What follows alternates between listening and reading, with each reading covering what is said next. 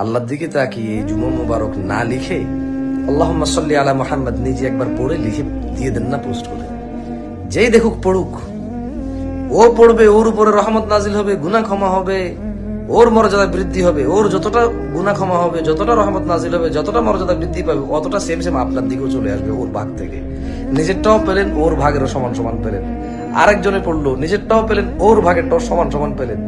আপনি এটা লেখার পর 10 জনে বলল, আপনি পেলেন 11 বার, বাকিরা একবার একবার বলে পেল একবার একবার। আপনি একবার প্রচার করে পেলেন 11 বার।